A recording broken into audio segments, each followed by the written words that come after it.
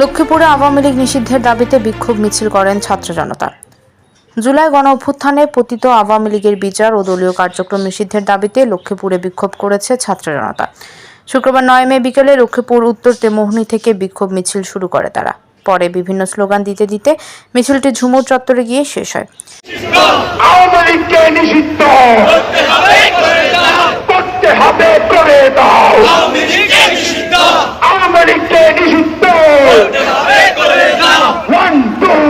সেখানে সড়ক অবরোধ করে অবস্থান কর্মসূচি পালন করে ছাত্র জনতা।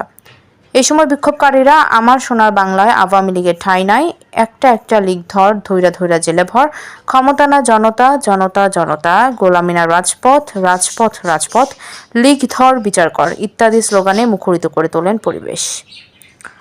অবস্থান কর্মসূচিতে বক্তব্য রাখেন জেলা জামায়াতের সহকারী সেক্রেটারি মাওলানা নাসির উদ্দিন, ইসলামী আন্দোলন সদর উপজেলা শাখার যুগ্ম সেক্রেটারি ইউসুফ আল মাহমুদ, শহর শিবিরের সভাপতি ফরিদ উদ্দিন, সেক্রেটারি আব্দুল আওয়াল হামদু, জেলা সভাপতি আব্দুর রহমান, বৈষম্য বিরোধী ছাত্র আন্দোলনের সংগঠক বেলায়েত পাটোয়ারি, হাবিবুর রহমান ফাহিম, এনসিপির প্রতিনিধি আলমগীর হোসেন ও আব্দুল হামিদ প্রমুখ।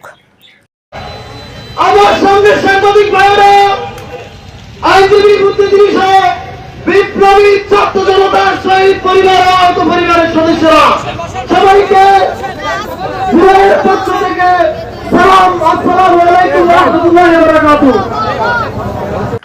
বক্তারা বলেন, আওয়ামী লীগের ইতিহাস 28 অক্টোবরের লগি বৈঠার ইতিহাস, 5 মে শাপলা চত্বরে গণহত্যার ইতিহাস এবং 24 তারিখে হাজার হাজার ছাত্র জনতা হত্যার ইতিহাস। এদেশে আওয়ামী লীগের রাজনীতি করার কোনো অধিকার নেই, তাদের কোনো ক্ষমা নেই। দ্রুত আওয়ামী লীগকে নিষিদ্ধ করতে হবে, তা না হলে আরও কঠোর কর্মসূচি ঘোষণা করা হবে। সোহেল হোসেন, ডাক বাংলা টিভি, লক্ষ্মীপুর।